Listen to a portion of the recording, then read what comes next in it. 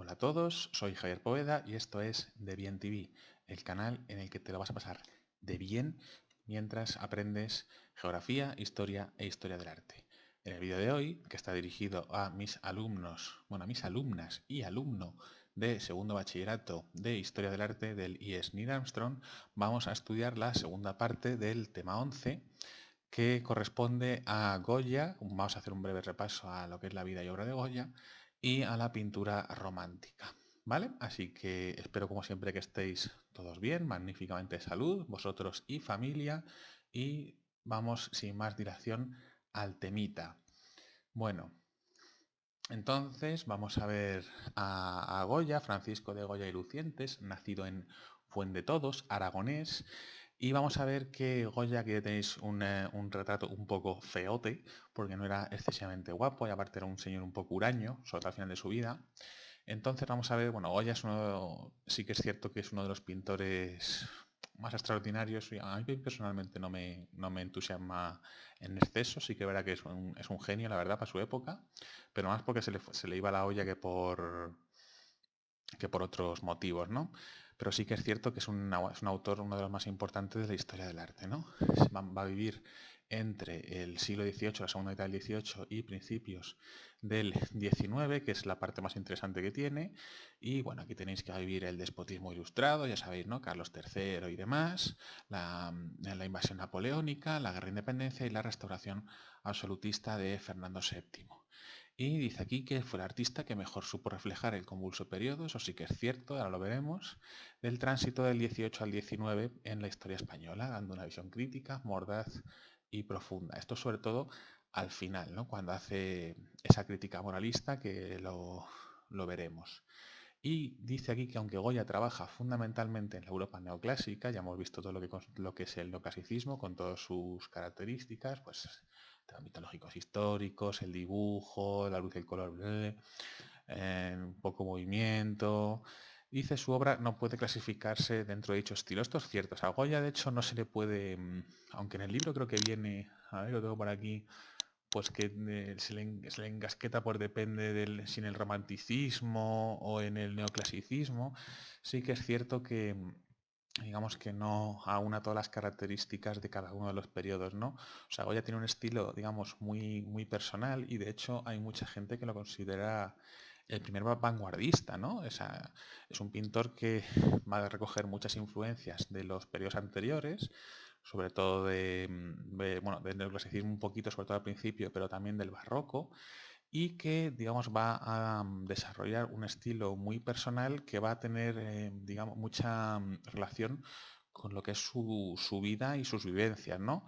Debido a que él va a presenciar, pues, los horrores de la ocupación francesa y de la guerra en primera persona, ya que vivía en Madrid, pues, y de que se va a quedar sordo cuando tenía unos 50 años, a finales del siglo XIX, pues se le va a empezar a ir la olla mogollón, y va a empezar a, digamos, a recluirse en sí mismo, y va a pintar todas esas cosas raras que se le pasan por la cabeza. Pero vamos, no os dejo, o sea, no os voy a adelantar más y vamos a verlo en orden. Entonces Goya empezó pronto a trabajar en un taller y viajó a Italia, ¿no? Y ahí se va a empapar un poquito de lo que es los estilos de la época, pues el neoclasicismo, va a haber las obras barrocas, y las primeras obras que va a pintar pues van a estar, digamos, influidas por esto, ¿no? Aquí tenemos, por ejemplo, Aníbal Vencedor contempla por primera vez Italia desde los Alpes, que es una obra que, digamos, tiene mucha influencia del neoclasicismo imperante, ¿no? Veis aquí pues, los colores que no son muy, o sea, no son muy amplios, son muy apagados, ¿no? Esto recuerda un pelín así a la obra de David, ¿no? Y sobre todo por el tema. Va a pintar también temas religiosos, como pueden ser los frescos de la Basílica del Pilar en Zaragoza. Aquí los tenéis, que no tienen mucho más misterio. La Cartuja de Aula Dei, más tema religioso, que no tiene más importancia. Y vamos a pasarlo un poquito rapidito. Y aquí sí que empieza ya, digamos, su obra más interesante, que son los cartones para tapices, ¿no?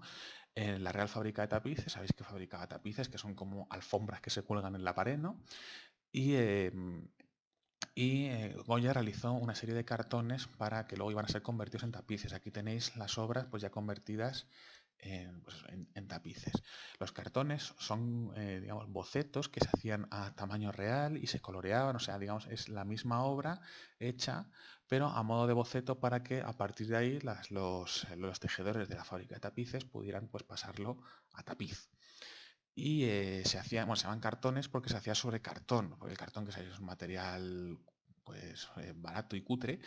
Y sí, ¿por qué se hacía eso? Porque estos bocetos generalmente no se conservaban. Porque claro, o sea, su objeto es pues es la referencia para los tejedores. Entonces normalmente pues se tiraban, ¿no? Sin embargo, pues los de Goya los tenemos aquí y los más interesantes, esto recordamos que estás a principio de la época, son estos cartones de los majos y las majas de la vida disoluta, ¿no? De la aristocracia, ¿no? Esto entronca un poquito con el rococó, ¿no? Que si os acordáis cuando lo vimos, ¿no? Que todos esos pintores que pintaban las fiestas campestres y el ocio de la aristocracia, pues esto digamos que tiene que guardar cierta relación, ¿no?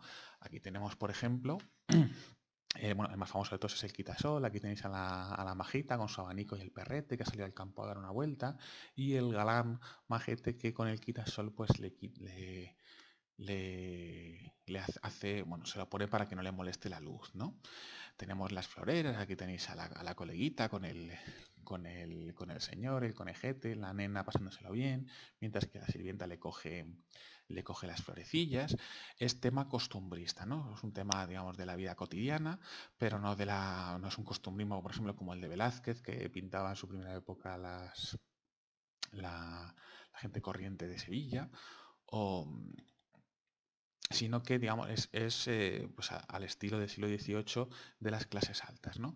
Más ejemplos, el cacharrero, aquí tenéis a las señoras con la vajilla, mientras el majete se la vende, y una carroza con esta señora que pasa de todo, se cruza, o... ¿qué más? O la gallina ciega que tenéis jugando, ¿no? Que está haciendo aquí el correte de la patata. Y mientras que el que se la liga, pues tiene que ir pegándole con la cuchara de palo con los ojos vendados, ¿no? Y aquí el pelele mientras está manteando un monigote para arriba, así es como se lo pasaban bien hace 200 años, ¿no? O hace 300 años.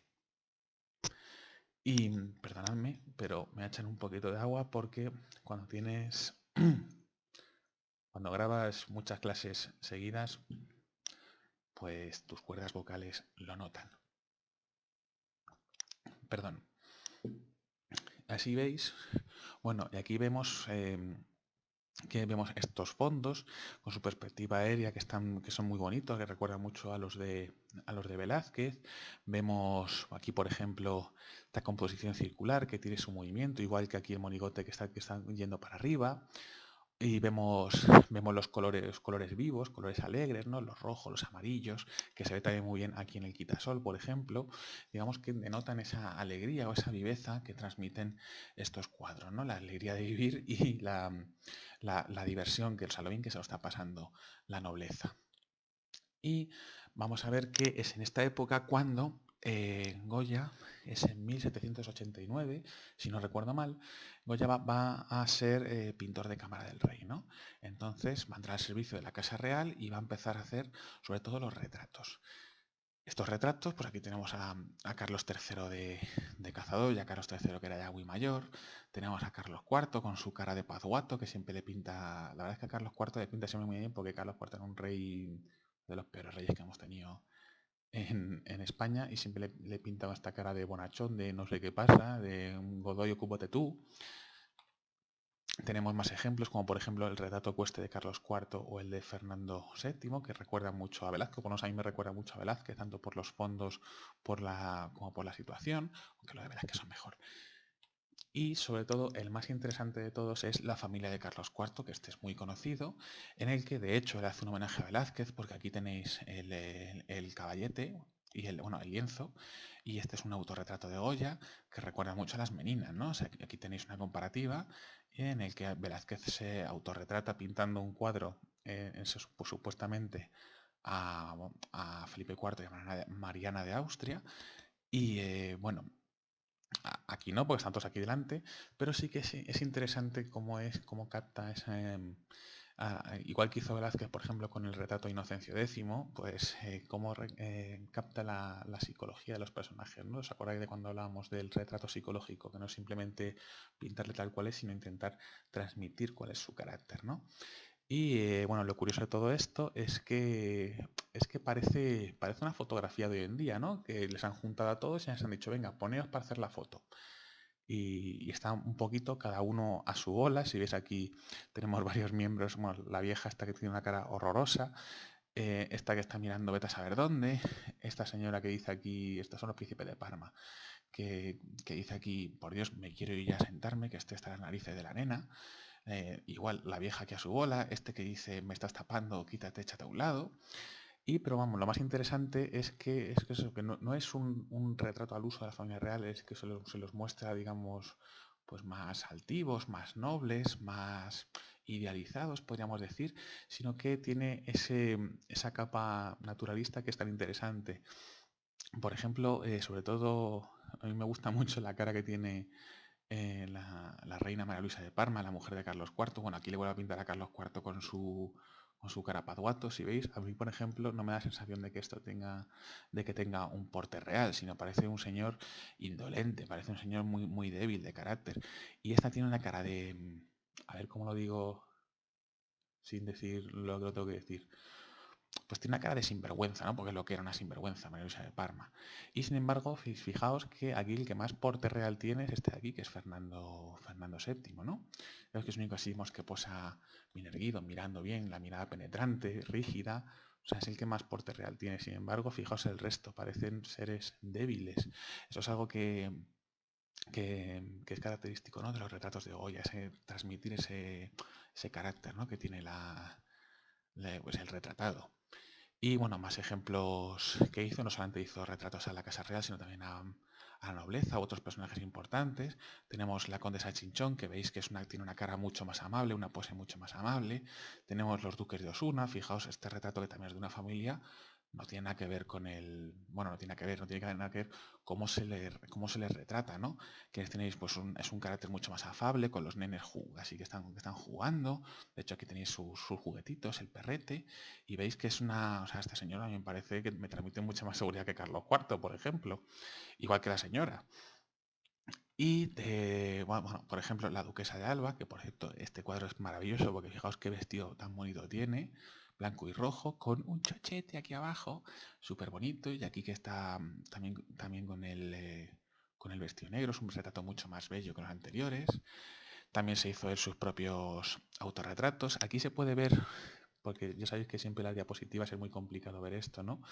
Pero sí que cómo se le va soltando la pincelada, ¿no? Cómo va, digamos, em, va...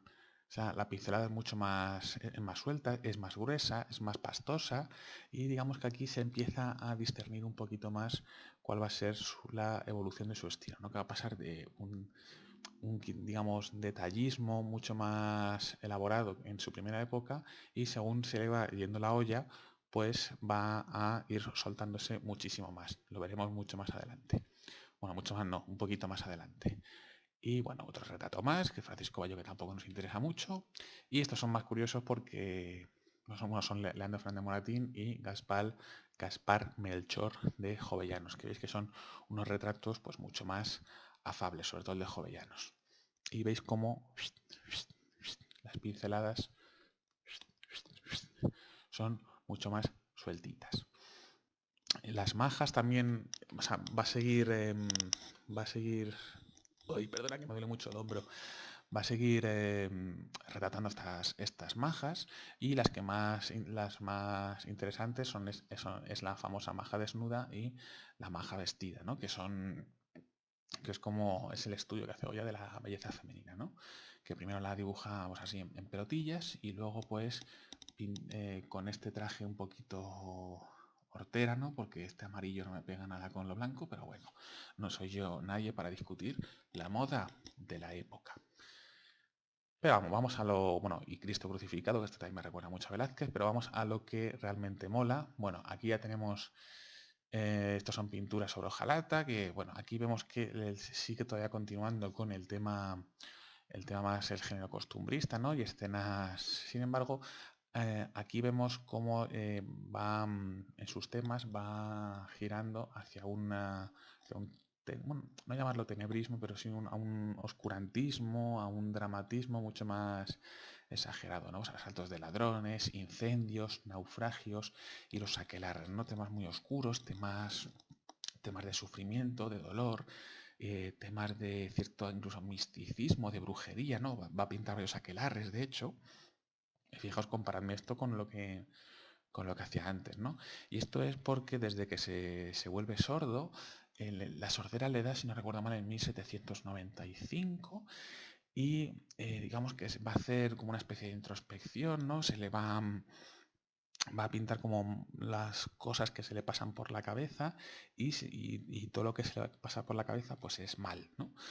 Entonces, y bueno, de esta época también es la serie de los caprichos. Son unos grabados en los que pues empieza ya a hacer lo que es una crítica moralizante o moralista, ¿no? de la sociedad de su época, ¿no? El más conocido de todos estos es de los caprichos, es el sueño de la razón produce monstruos, ¿no? Aquí tiene, bueno, que esto es la razón y los monstruos que van detrás. ¿Esto qué es? Pues que si el raciocinio, el racionalismo, pues desaparece, se echa a dormir, pues aparece el horror, el terror. Esto es una maravilla.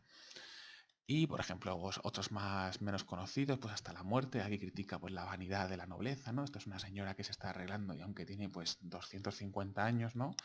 Como Carmen Lomana, pero veis que se sigue todavía arreglando mientras estos pues se están, digamos, descojonando un poquito de ella. Y bueno, otros ejemplos, pues sí que viene el Coco, la devota profesión, estos no son más relevantes. Y también va a hacer la serie de los desastres de la guerra, ¿vale? Porque Goya, o sea, también es verdad que no solo por la sordera, sino que se le va la olla porque va a vivir todo el horror de la ocupación francesa de la península ibérica, ¿no?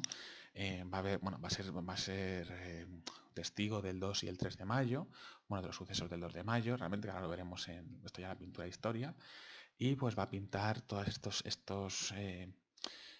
pues todo el terror que le producía, ¿no? Las represalias de los franceses a los españoles. Aquí, por ejemplo, tenéis la lucha del pueblo contra los soldados franceses. Aquí igual tenéis estos que parecen unos mamelucos que le están cortando en dos a este pobre por la parte de los genitales, ¿no? Unas explosiones mientras el pueblo, esto es un cañonazo, ¿no? Mientras el pueblo huye y demás. Y vamos a dos de los cuadros más que son dos láminas, si no me equivoco. A ver. El 3 de mayo y el 2 de mayo, correcto. Estas son lo que se llaman también pinturas patrióticas o ya el género de historia, ¿no? Que hace Goya, que son el 2 y el 3 de mayo. Lo de los sucesos del 2 de mayo, pues no hace falta que lo vuelva, bueno, que lo cuente, ¿no? Porque esto imagino que lo habréis machacado mucho en Historia de España con Daniel y con Mónica. Así que, bueno, el 2 de mayo, la rebelión del pueblo de Madrid, y esto es la carga de los mamelucos, que los mamelucos es un cuerpo extranjero, los mamelucos eran musulmanes de Egipto, antiguos esclavos, y que servían en la caballería francesa, ¿no? Pues van vestidos así con los turbantitos y demás, y son así morenos.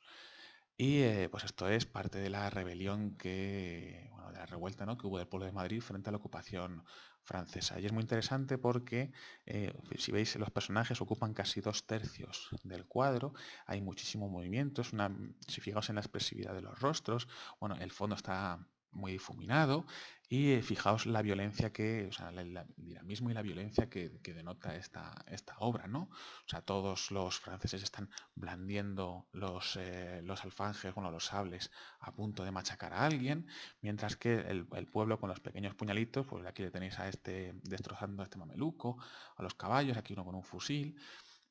Es un cuadro muy interesante y que digamos que alaba esa valentía, ¿no? Del pueblo de Madrid, que apenas se podía enfrentar a los franceses pues, con lo poco que tenían, ¿no? Y luego, pues su contrapunto, que es al día siguiente, sabéis que esta rebelión fue sofocada, y al día siguiente, pues fusilaron a los que pillaron, ¿no? Y esto es lo que pinta aquí Goya, los fusilamientos del 3 de mayo en Príncipe Pío, que es donde está hoy el templo de Devot, ¿no? Y la propia estación de Príncipe Pío que está detrás. Y, Igual aquí dejan un segundo plano el paisaje para centrarse en los personajes. Estos son los franceses que los pinta de espaldas, ¿no? O sea, no quiere ponerle cara a los verdugos, mientras que pues ya ha habido varios fusilamientos. Estos están aquí llorando porque van a ser los siguientes y mientras este hombre se lamenta de su destino, digamos que está haciendo un lamento por España, ¿no? Y además está muy interesante cómo trata también los personajes, ¿no? O sea, a los que los interesan, que son estos mártires, ¿no? Por la independencia española, son todos los que les llega a la luz, ¿no? Fijaos, la luz viene aquí de este farolito que está aquí en el centro delante de los soldados y ellos sin embargo son anónimos, ¿no? Están oscurecidos, mientras que estos que están pintados con unos colores más vivos, sobre todo este de blanco y amarillo que ha sido representado mil millones de veces, pues se le muestra es al foco al que, de hecho, al que nos dirigen incluso los fusiles y donde se centra la composición. Pero bueno, vamos a continuar. Y bueno, y la última es el Coloso, aunque el Coloso realmente no es suyo, es de Asensio Juliano, que esto lo dijo el Prado de hace tiempo. Y aquí nos muestra pues, al pueblo huyendo frente al terror pues, que simboliza este Coloso, el terror francés que campa a sus anchas por Europa.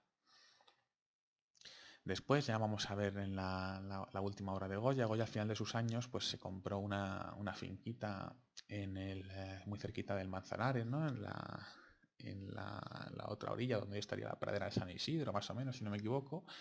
Y ahí pues, se recluyó y se empezó, ahí ya que sí se le fue la olla del todo y empezó bueno, hacer sus cosas, sobre todo las pinturas negras que ahora las veremos. Va a hacer, dentro de estas últimas obras y antes de exiliarse, que se fue luego a Francia, va a hacer una serie sobre la tauromaquia, sobre los disparates que son mucho más curiosos. Fijaos todo los horrores que pinta, ¿no? Estos señores con estas alas como de murciélago, ¿no? Que son bichos asquerosos, como todos sabemos. Esto que parece dentro o de una cueva, o no sabemos dónde está, como si fuera un fantasma que sale de este cuerpo moribundo. Y fijaos estas caras, fijaos la expresividad, el horror y la fealdad que muestra Goya en esta serie de grabados, ¿no? Y que tiene un cadáver colgando detrás, o es quizá la otra cara de lo que está mostrando.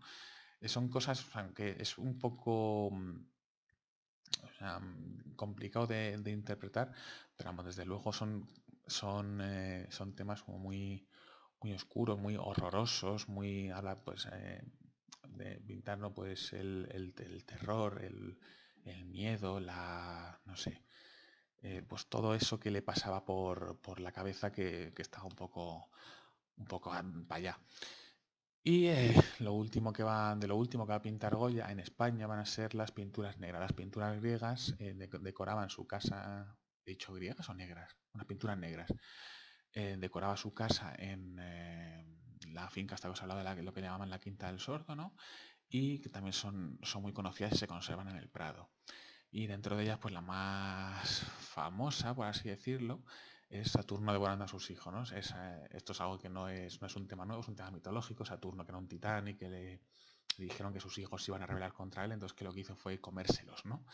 Y fijaos aquí la crudeza con la que Goya representa este tema, ¿no? Aparte por la paleta muy oscura y por estas pinceladas que ya hemos hablado un poquito de ellas, fijaos en la extrema, pues, o sea, el episodio lo representa con una gran naturalidad, pero a la vez es muy violento, ¿no? Fijaos, o sea, la sangre corriéndole por aquí por los brazos, la cara desbocada de locura que tiene Saturno, ¿no?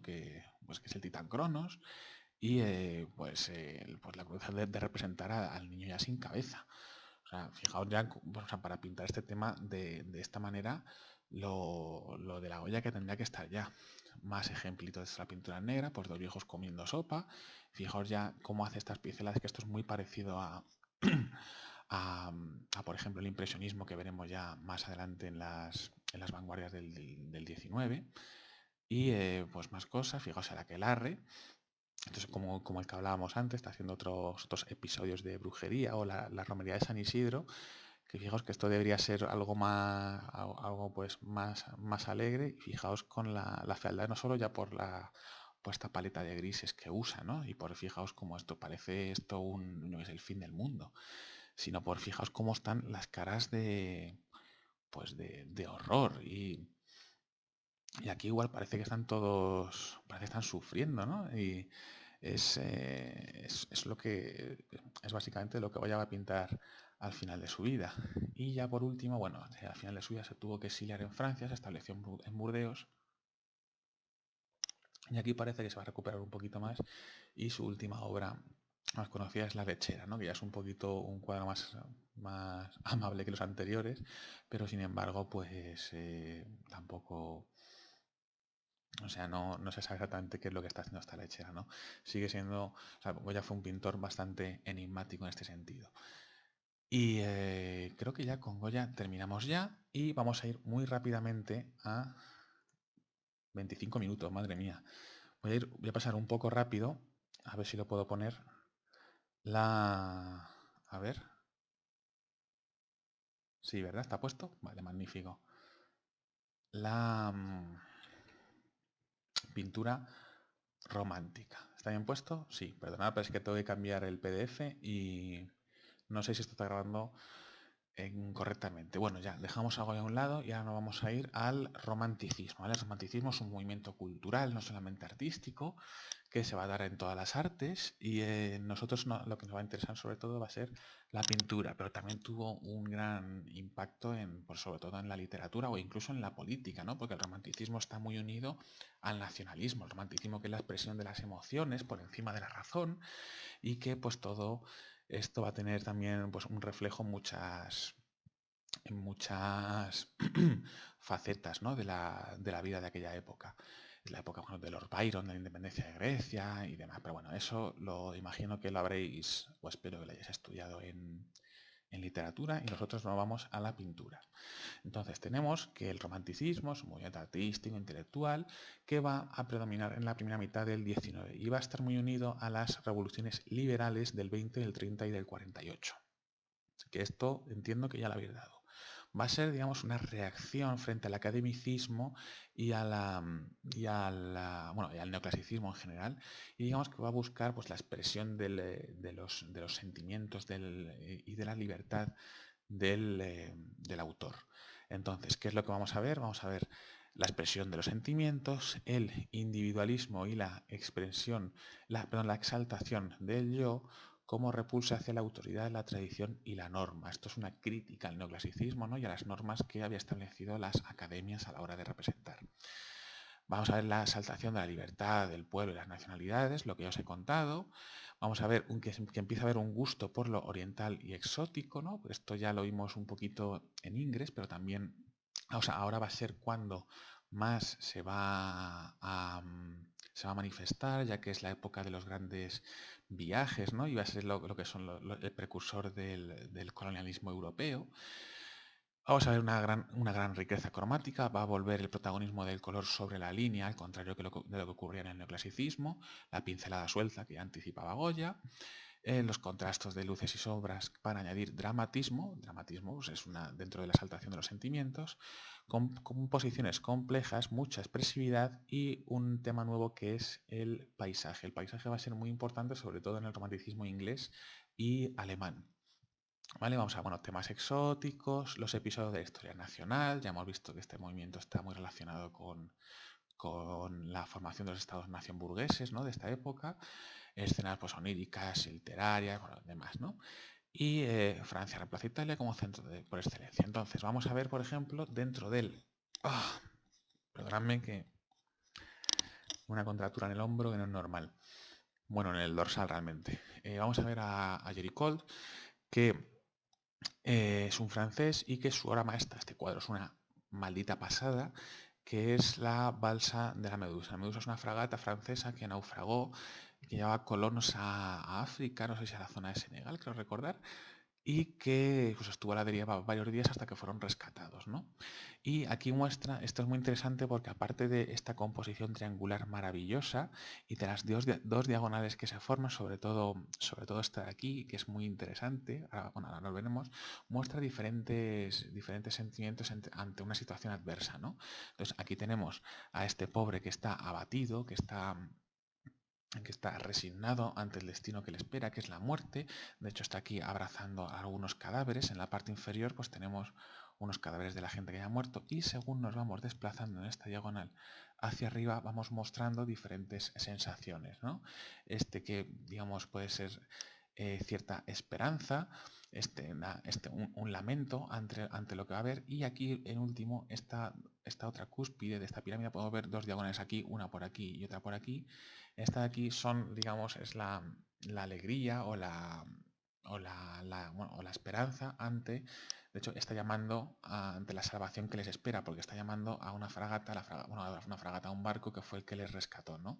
Y entonces es muy curioso que si tú viajas en este cuadro, bueno, o digamos, sigues con la mirada de este cuadro, vamos desde lo peor, desde la muerte, el abatimiento y la resignación, hasta la esperanza y finalmente la salvación y la victoria, ¿no? Esto es lo que es más curioso de esto, aparte de cómo están tratados todos los cuerpos. Fijaos el dramatismo que expresan, ¿no? Con los cadáveres, la posición en la que están, no son los típicos cadáveres así tumbaditos, sino que están, a este por ejemplo no se le ve ni el rostro, parece que está durmiendo, con el brazo así caído que recuerda la muerte de Marat, este pobre que está ahí tirado, no puedo más con mi vida. Y bueno, y esto es lo mejor que pinta Jerry Colt.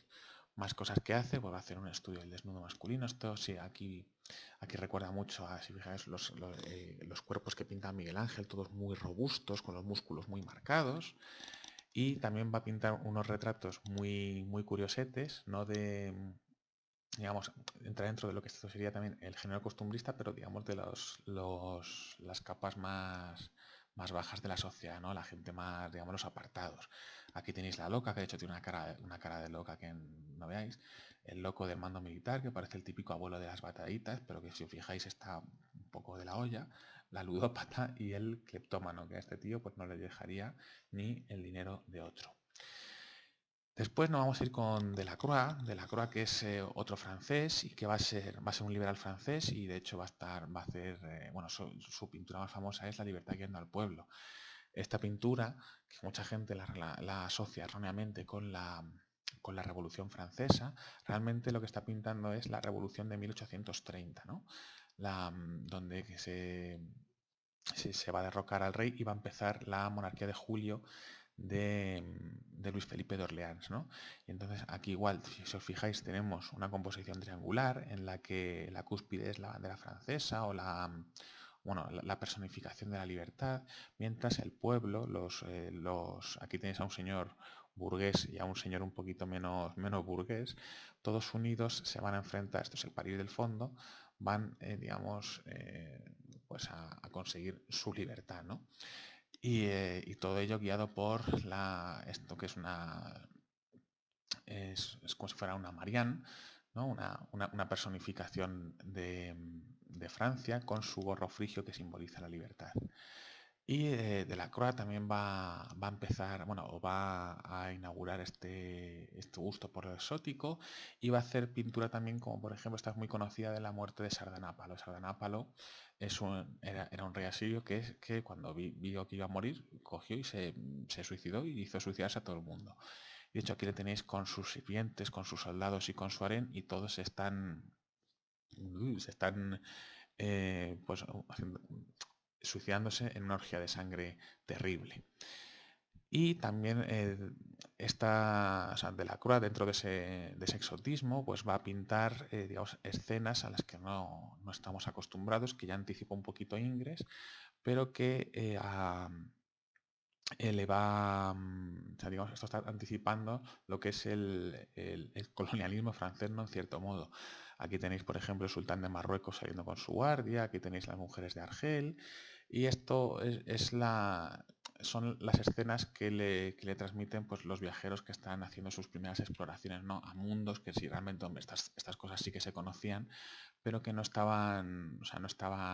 eran conocidas por el gran público de su época. Vamos a pasar al romanticismo inglés, que se caracteriza sobre todo por la pintura de paisajes. Aquí tenemos a John Constable, lo que va a pintar sobre todo es escenas de la vida del campo, ¿no? De las escenas rurales y en las que va a tener un gran protagonismo el paisaje. Si os fijáis, lo que van a hacer sobre todo los paisajistas es poner la línea del horizonte de una manera, o sea, más baja de lo que sería lo normal, ¿no? Normalmente si tú quieres, digamos, hacer, em, a ver cómo digo esto, fijar la atención en lo que es la escena en el primer plano, en lo que estás haciendo, pues pones el horizonte mucho más arriba, ¿no? Porque entonces, ¿qué es lo que te va a ocupar la mirada? Pues sobre todo lo que tienes delante. Sin embargo, si lo que quieres es si lo que quieres es que el protagonismo de la obra sea del paisaje, lo que hacer es bajar la línea del horizonte. ¿Para qué? Para poder pintar un cielo enorme. Y aquí es lo que empieza a hacer, ¿no? Si fijáis, está un tercio más o menos la línea del horizonte y esto hace que pueda recrearse con estas nubes que están muy bien trabajadas y sobre todo con la vegetación, la casa, el río, ¿vale? El cuadro se llama El carro de Heno, pero es que el carro de Heno te ocupa muy poquito, ¿vale? Y esto es lo que le va a gustar pintar a Constable. Tenéis otro ejemplo, por ejemplo, del molino de Dedham, que igual, aquí de hecho es que no hay ni personajes humanos, ¿no? Bueno, sí, está este señor de aquí que apenas se le ve, pero tenemos igual los caballos, los árboles, que están pintados con muchísimo detalle, la casa, el barquito, el cielo nublado, ¿no? Típico cielo nublado inglés y demás. ¿Vale? Otros más, pues la esclusa, esto igual es un canal de riego que no tiene más misterio, y la granja en el valle, que igual aquí tenéis a los dos protagonistas del cuadro, pero sin embargo lo que destaca es la casa, el río y los árboles. Siempre te pintaba el árbol en el mismo sitio el tío. Después vamos a ver a Turner. Turner es muchísimo más interesante porque empieza a retratar lo que es ese mismo que retrata la revolución industrial, ¿no? Este cuadro además es muy curioso porque se llama Lluvia, Vapor y Velocidad. Aquí está retratando un paisaje en el que se ve una vía de tren, un tren que está viniendo hacia nosotros ¿y qué más se distingue? Pues muy poquita cosa. O sea, aquí parece que hay o que puede haber una ciudad, aquí se distingue un puente, aquí una barquita, pero quitando eso, nada más. Fijaos, lo único que hace una especie de mezcla de colores así muy ocres, muy amarillos, con algún verde, pero lo único que te hace es que tú te lo imagines, ¿no? O sea, y esto se supone que, si fijaos, estas líneas que van para acá, se supone que está lloviendo, ¿vale? Por eso se llama lluvia, vapor y velocidad, ¿no? Y esto es, digamos, un género de paisaje que no tiene nada que ver con el que hemos visto ahora de Constable, sino que Turner es mucho más, ¿cómo decirlo? Es mucho más vanguardista, ¿no? En este sentido, ¿no? Digamos que le deja al espectador que discierna o que se imagine qué es lo que está representando. Fijaos, tienen estas pinceladas tan anchas y tan gordas y cómo los colores se entremezclan, ¿no? Y cómo se difuminan los contornos. Esto es lo más curioso de Turner. Y toda su obra es más o menos de lo mismo, ¿no? Aquí igual tenemos el incendio de la Cámara de los Lores y de los Comunes, que porque te lo dice él, si no, no se distingue. Aquí tenemos lo mismo, camiones en la costa, el temerario remolcado en su último atraque, que esto es un barco aquí. Perdón. Y el naufragio, igual, fijaos qué bien se recrea, sobre todo pintando los cielos, ¿no? Esos cielos que son un poco, hasta cierto punto, imaginarios, ¿no? Y sobre todo utilizando, no pinta cielos azules, ¿no? Sobre todo pinta cielos ocre, no pinta como atardeceres. Y esto es muy curioso, ¿no? Porque digamos que un atardecer te da mucha más, o sea, te hace aflorar mucho más sentimientos, ¿no? Que lo que puede ser un cielo azul normal y corriente. Y bueno, ya por último tenemos en Alemania a Friedrich, a Caspar David Friedrich, que esta obra seguro que la conocéis, que es Caminante en un mar de niebla, y en el que tenemos a este señor de espaldas mirando al infinito, ¿no? Este sí que va a ser, Friedrich sí que va a ser el que más, o sea, le va a encantar pintar los cielos, ¿no? Y pintar pues la inmensidad del cielo, la eternidad, el sueño, no sé, o sea, todo esto, o sea, la reflexión y, bueno, aquí no se ve tanto, pero sobre todo en el resto de sus cuadros sí que se ve, fijaos lo que os he dicho antes, la línea del horizonte baja y se puede recrear en pintar estos cielos. Las figuras humanas aquí tienen cero protagonismo, ¿no? Fijaos, y aquí igual la luna saliendo, y que igual que esto digamos, que te da una sensación más de uso, incluso o de melancolía, o de tranquilidad, o de tristeza. Aquí tenemos, por ejemplo, Más ejemplos, contemplando la luna. Fijaos que las diferencias que te puede transmitir usando según qué paleta de colores, ¿no? Esto es mucho más triste que esto. Esto es mucho más, o sea, aquí esto parece una escena mucho más de tristeza, de despedida, y aquí, por ejemplo, a mí la sensación que me produce, pues es más de, no sé, es más de, es que no sabría explicarlo. Yo es que no soy muy bueno expresando mis sentimientos, ¿no? Pero esta escena me parece mucho más cruda, mucho más directa, está mucho más suavita, ¿no? Y bueno, tampoco tiene mucho más friedis, ¿no? Aquí tenemos a Badia en el Rovedal, que parece un paisaje de una película de terror actual. Y por último, esa es otra de sus obras también que se le conoce mucho, es El monje a la orilla del mar. Que vamos, porque te dicen que es un monje, que si no, aquí le tenéis al monje, el mar, y fijaos cómo se recrea pintando este cielete. ¿Vale? El romanticismo es curioso por el tema, ¿no? Y por la técnica como vais soltando la pincelada, pero más allá de eso, pues bueno, no tiene mucho más que rascar, ¿no? Y con esto ya hemos terminado, ¿vale? Con esto terminaríamos el tema 11, neoclasicismo y romanticismo. Es un tema que no, es un tema cortito, ¿no? Comparado con lo que estamos acostumbrados a dar. Y pues ya en el siguiente, el tema 12, ya nos meteremos con el realismo y creo que llega hasta el impresionismo. Ya con las vanguardias, ya va a ser esto un despiporre y lo vamos a gozar, pero bien. Espero que el vídeo os haya gustado y que os ayude al estudio y nos vemos en el próximo.